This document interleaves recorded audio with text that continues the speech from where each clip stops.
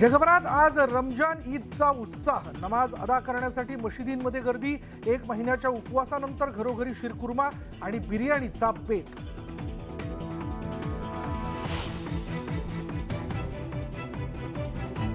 महाराष्ट्र, राजस्थान, मध्य प्रदेश, उत्तर प्रदेश, पंजाब, हरियाणा आणि छत्तीसगडमध्ये अवकाळी पावसाची हजेरी।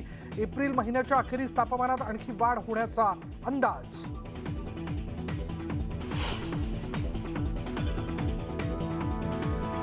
जळगावात उद्धव ठाकरेंचे अवैध बॅनर पोलिसांनी हटवले। सभेच्या पार्श्वभूमीवर कार्यकर्त्यांनी लावले होते बॅनर्स।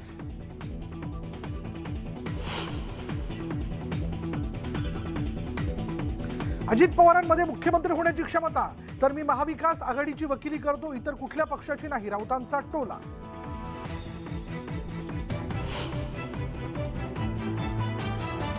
राजकारणात काम करणाऱ्यांची मुख्यमंत्री बनण्याची इच्छा असते। अजितदादांनी सीएम पदाबाबत इच्छा व्यक्त करण्यात गैर काय? काँग्रेस प्रदेशाध्यक्ष नाना पटोलेंचं वक्तव्य।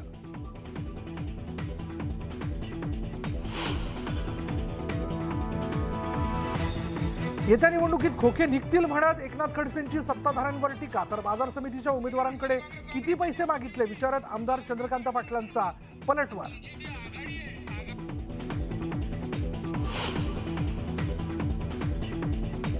शिर्डीच्या साई मंदिरामधील हार फूल प्रसादावरील बंदी हटणार। साई संस्थांच्या तदर्थ समितीने दर्शवली अनुकूलता।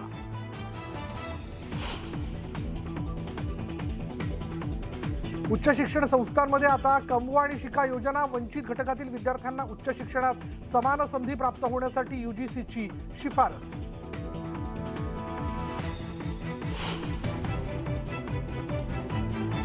बारसू प्रकल्पासाठी सोमवारी सर्वेक्षण। बारसू सोलगाव पंचकृषीतील ग्रामस्थ सर्वेक्षणाविरोधात रस्त्यावरती उतरणार। 2000 पोलिसांची फौज तैनात।